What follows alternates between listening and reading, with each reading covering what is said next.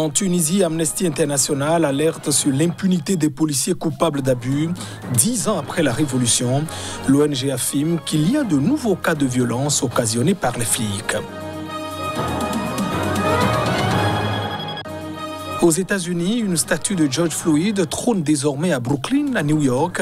C'est à l'occasion de la commémoration de la fin de l'esclavage dans le pays.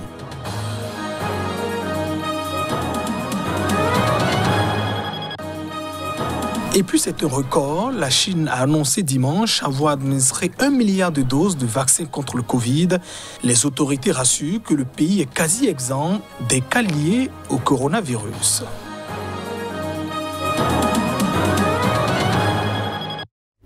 Et voilà pour le sommaire de ce journal. Bienvenue dans cette édition. En Tunisie, Amnesty International s'est inquiété de l'impunité persistante des policiers coupables d'abus 10 ans après la révolution dans le pays. Cette réaction fait suite à une nouvelle série de violences policières qui ont provoqué un tollé dans le pays. Détail. Plusieurs manifestations contre les violences policières en Tunisie ont eu lieu ces derniers jours. Vendredi, une 50aine de personnes ont ainsi défilé dans le centre de Tunis au cri de dignité et liberté pour les quartiers populaires. La mort dans des conditions suspectes d'un jeune habitant la banlieue de Tunis, Ahmed Ben Amara, peu après son arrestation le 8 juin dernier, a déclenché plusieurs nuits de troubles dans le quartier populaire de Sidi Yassine. Des échanges de jets de pierre et gaz lacrymogènes ont aussi eu lieu dans un autre quartier pauvre de Tunis, déjà secoué par des troubles similaires l'hiver dernier. Dans un communiqué, Amnesty a appelé les autorités tunisiennes à mener une enquête impartiale et efficace sur les circonstances suspectes de la mort d'Ahmed Ben Amara. L'ONG souligne que les agents responsables de l'arrestation du jeune homme sont toujours en poste au commissariat de Sidi Yassine. Selon l'avocat de la famille cité par Amnesty, les autorités ont arrêté un témoin clé, l'ami d'Ahmed Ben Amara, qui l'aurait retrouvé blessé et transporté à l'hôpital. Un voisin s'est vu confisquer son téléphone après avoir filmé l'interpellation, affirme Amnesty International. Les informations selon lesquelles des témoins ont été intimidés sont très inquiétantes, a ajouté la directrice adjointe d'Amnesty pour le Moyen-Orient et l'Afrique du Nord. En Tunisie, plus de 10 ans après la fin du régime policier de Zine El Abidine Ben Ali, les forces de sécurité ne jouissent plus d'un pouvoir discrétionnaire. Mais les réformes n'ont pas permis d'endiguer les dérives et leurs abus sont très rarement l'objet de poursuites judiciaires. Human Rights Watch a appelé l'Égypte à commuer les peines de mort prononcées contre 12 membres des Frères musulmans, dont plusieurs dirigeants de la confrérie islamiste. Les détails. Lundi, la Cour de cassation a confirmé les 12 condamnations à mort prononcées notamment contre un ancien ministre et un ancien député issu des rangs de la confrérie. Lundi, la Cour de cassation de l'Égypte a confirmé les 12 condamnations à mort prononcées notamment contre un ancien ministre et un ancien député issu des rangs de la confrérie. Elle avait aussi commué en peine de prison à perpétuité les peines de mort de 31 autres membres des Frères musulmans.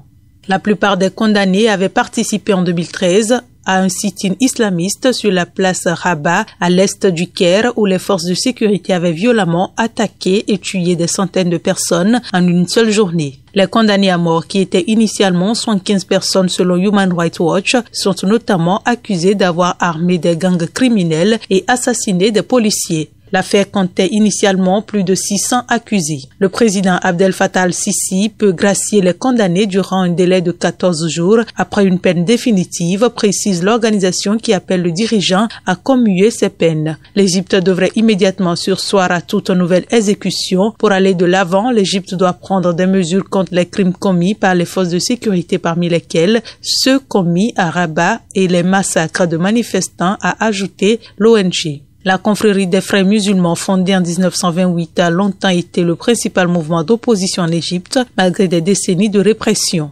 Aujourd'hui considérée comme une organisation terroriste, cette confrérie a été rayée du paysage politique en 2013 après le bref mandat d'1 an de l'un des leurs, Mohamed Morsi. Condamné à mort pour son rôle durant la révolte anti-Moubarak, l'ancien président, premier civil élu démocratiquement, est décédé en 2019 après s'être effondré au tribunal où il était jugé. Il avait été destitué par l'armée alors dirigée par le maréchal Abdel Fattah al-Sisi, devenu depuis président.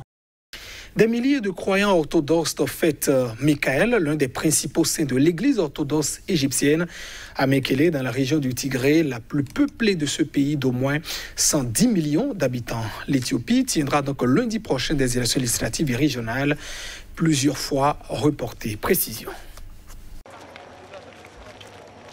En silence, la Marie Blanche se dirige vers l'église pour célébrer Saint Michael, figure religieuse vénérée en Éthiopie. Aux premières heures du jour, des milliers de croyants orthodoxes gagnent l'édifice portant le nom du saint, l'un des plus connus de Bahir Dar, capitale de l'Amhara, la deuxième région la plus peuplée de ce pays d'au moins 110 millions d'habitants. Drapés dans un voile blanc porté à l'église, les fidèles affluent vers l'office qui a commencé au cœur de la nuit. Dans la cour de l'église, certains fidèles sont plongés dans la lecture de leur Bible. Et c'est dans l'allégresse qu'ils accueillent le cortège de prêtres venus leur présenter une réplique des tables de la loi conservées selon le culte à Aksum, au Tigré, une région située au nord de l'Amhara et meurtrie par la guerre et la famine. Jamais les prêtres ni les chanteurs ne mentionneront ce conflit qui dure depuis 7 mois, pas plus que les violences ethniques qui touchent l'Éthiopie, et notamment la région Amhara. Mais l'un des populaires chants liturgiques appelle à la paix et à l'unité. Le deuxième pays le plus peuplé d'Afrique tient lundi des élections législatives et régionales, plusieurs fois reportées en raison d'abord de la pandémie de Covid-19, puis de défis sécuritaires et logistiques. L'ultra-conservateur Ibrahim Raïssi a remporté la présidentielle iranienne au premier tour. Selon des résultats quasi définitifs publiés, c'était samedi au lendemain du scrutin. Il a obtenu plus de 62% des voix après le dépouillement de plus de 90% des bulletins. Sans donner de précision sur la participation, la commission électorale iranienne a indiqué que Ibrahim Raïssi avait obtenu 62,2% des voix après dépouillement de plus de 90% des bulletins. Les chiffres de la commission permettent néanmoins d'extrapoler un taux de participation supérieur à 53%. Sans attendre la publication de ces résultats, le président sortant, Hassan Rouhani, avait félicité le peuple pour son choix ayant permis de dégager un vainqueur dès le premier tour. Selon les chiffres officiels partiels, le général de division Mohsen Rezaï, ancien commandant en chef des gardiens de la Révolution, l'armée idéologique de la République islamique, terminerait deuxième avec plus de 11,5% des voix devant l'ancien président de la Banque centrale, Abdol Nasser Hemati, 8,3%, et le député Amir Hossein Ghazizadeh Hachemi, 3,4%. Les trois hommes ont reconnu chacun à leur manière la victoire de Raïssi dans des messages sur Instagram, sur Twitter ou relayés par les médias iraniens. Sur fond de crainte d'une abstention massive après des appels au boycott de l'élection, les opérations de vote ont été étendues considérablement jusqu'à 21h30 GMT vendredi pour permettre une participation maximale dans de bonnes conditions compte tenu de la pandémie de Covid-19 qui frappe durement le pays. Se présentant comme le champion de la lutte anticorruption et le défenseur des classes populaires au pouvoir d'achat miné par l'inflation, Raïssi est le seul des 4 candidats à avoir véritablement fait campagne. Hassan Rouhani, réélu en 2017 au premier tour face à Raïssi, qui avait alors obtenu 38% des voix, un modéré qui quittera le pouvoir en août, finit son mandat à un niveau d'impopularité rarement atteint. Le président a des prérogatives limitées en Iran où l'essentiel du pouvoir est aux mains du guide suprême. Les États-Unis ont commémoré ce samedi la fin de l'esclavage. À cette occasion, une statue de George Floyd, l'Afro-Américain tué par un policier à Minneapolis en mai 2020, a été inaugurée dans le quartier new-yorkais de Brooklyn. Précision. Les États-Unis célébraient samedi Juneteenth, jour anniversaire de la fin de l'esclavage dans ce pays, désormais férié, 1 an après la mort de George Floyd. Son meurtre a déclenché aux États-Unis et bien au-delà un mouvement de fond contre le racisme et les brutalités policières envers les Afro-Américains. La mobilisation a contribué, entre autres, à renforcer considérablement la visibilité de Juneteenth, dont beaucoup d'Américains, y compris Afro-Américains, ignoraient l'existence il y a encore 2 ans. Contraction des mots juin et 19 en anglais, cette date marque le jour où les derniers esclaves d'une île du Texas ont appris le 19 juin 1865 qu'ils étaient libres. Occasion festive depuis 1866, ce jour l'est encore davantage cette année, car c'est aussi le premier événement national célébré sans restrictions sanitaires, la plupart des mesures encore en vigueur pour lutter contre la pandémie de coronavirus ayant été levées ces dernières semaines. Et jeudi, le président américain Joe Biden a promulgué une loi faisant du 19 juin un jour férié national, 156 ans après. Une statue de George Floyd, afro-américain tué par un policier à Minneapolis en mai 2020, a été inaugurée à l'occasion dans le quartier new-yorkais de Brooklyn.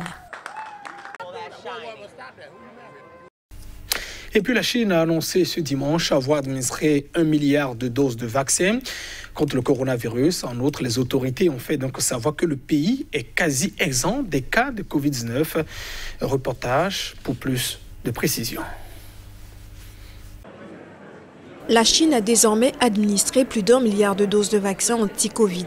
C'est ce qu'a annoncé dimanche le ministère de la Santé sans préciser le pourcentage de la population ayant reçu une vaccination complète. Cela représente plus du tiers du nombre de doses injectées dans le monde, soit 2,5 milliards, selon un comptage de l'agence France-Presse réalisé vendredi à partir de sources officielles. Les Chinois ne s'étaient au départ pas précipités pour se faire vacciner car le virus est quasi éradiqué du pays depuis plus d'1 an grâce aux quarantaines obligatoires, au dépistage massif et aux applications mobiles de contrôle des déplacements. Le manque de données initialement disponibles sur les vaccins chinois et des scandales sanitaires passés avaient alimenté la méfiance. Mais les autorités ont fortement poussé la population à se faire vacciner, insistant sur la solidarité nationale et leur devoir de citoyen, n'hésitant pas à afficher le pourcentage de vaccinés devant les bâtiments pour mettre la pression sur les récalcitrants. Certains habitants ont reçu des bons d'achat pour encourager les vaccinations. Dimanche, seulement 23 nouveaux malades ont été enregistrés en 24 heures dans le géant asiatique de 1,4 milliard d'habitants, tous venus de l'étranger et placés d'office en quarantaine.